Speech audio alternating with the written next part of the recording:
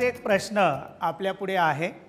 त्या प्रश्नाचं उत्तर शोधण्याचा प्रयत्न आजच्या या तासिकेला आपण करणार आहोत.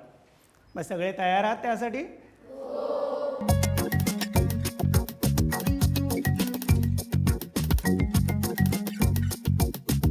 सर्वांनी नीट वाचायचा आहे तो प्रश्न. मी तुम्हाला काही वर्कशीट देणार आहे. या वर्कशीटवरती हाच प्रश्न आहे. आजच्या पाठात विद्यार्थी प्रत्यक्ष ठोकळ्याचा वापर करून 1000 घन सेंटीमीटर बरोबर 1 लिटर यामधील संबंध प्रस्थापित करण्याचा प्रयत्न करतात.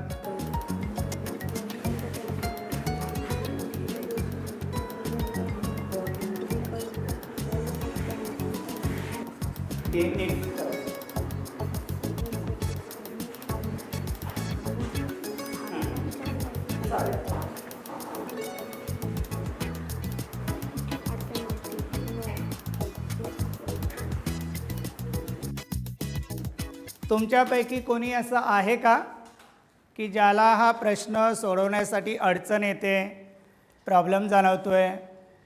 असं कोणी आहे का?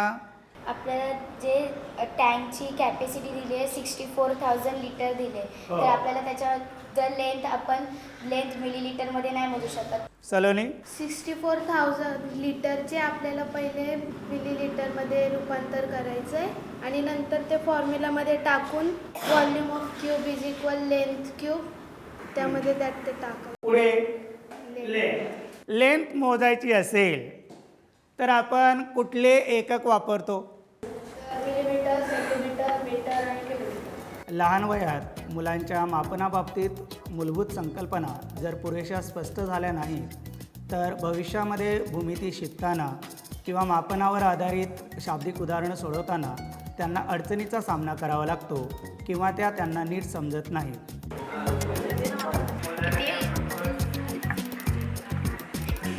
प्रत्यक्ष कृती करताना विद्यार्थी घनाकृती ठोकळ्याचं पट्टीच्या साहाय्यानं मोजमाप घेतात. त्यामध्ये पाणी काठोकाठ भरतात आणि ते काठोकाठ भरलेलं पाणी सिरिंजच्या साहाय्यानं मोजपात्रात ओततात आणि ते पाणी किती आहे याची नोंद ठेवतात. हे मोजूनच टाकलंस ना? हां, मग ते 100 झालं. आता याच्यातलं घेतलं होतं की नाही ते ठेव बाजूला. हे याच्यात होतं. हां, आता एकीने लक्षात ठेवा ते 100 झालं की नाही. आता हे परत 100 घे, ते होत. असं करत राहा.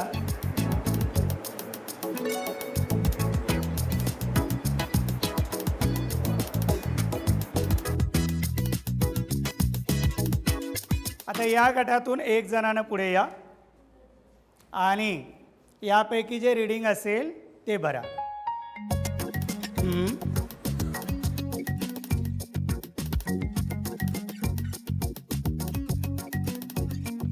आता इथे किती निरीक्षण आहे? 7. तर तुम्ही या तक्त्याचं निरीक्षण करा आणि तुम्हाला काय वाटतंय ते जरा मला सांगा. सर, जे सेंटीमीटरमध्ये 1 सेंटीमीटर क्यूब येते तर ते क्वांटिटी ऑफ वॉटरमध्ये पण 8 मिलीलीटर. म्हणजे काय लक्षात येते तुझ्या? ते एकसारखे येते. ते दोन्ही सारखे आहेत. कोणते दोन गोष्टी सारख्या आहेत असं तिचं म्हणणं आहे?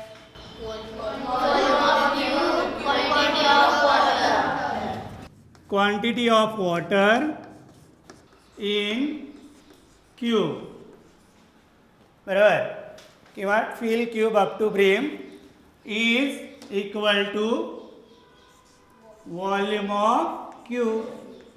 64 ml equal to 64 centimetre cube. जर त्या क्यूबचं व्हॉल्यूम 64 मीटर क्यूब आहे तर त्या क्यूबची साईड काय असेल?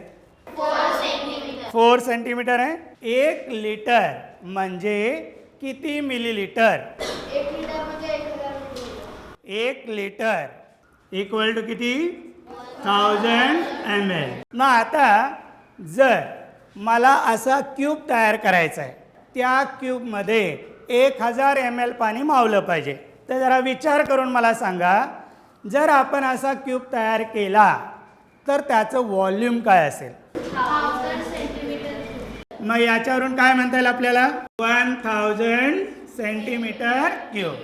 मग आता हे कसं लिहिता येईल मला सांगा बरं. मला लिटरमध्ये लिहायचं असेल तर 1 litre 1 litre is equal to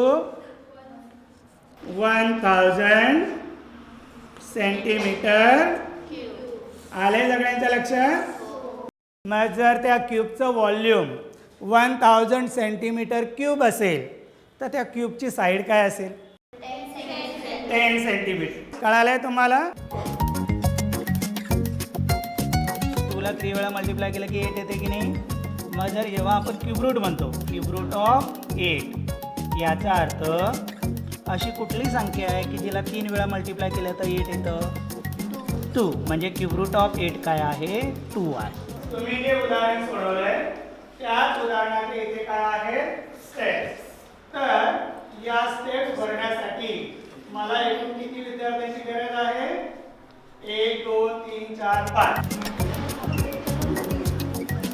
एकच भरायचं बाळा.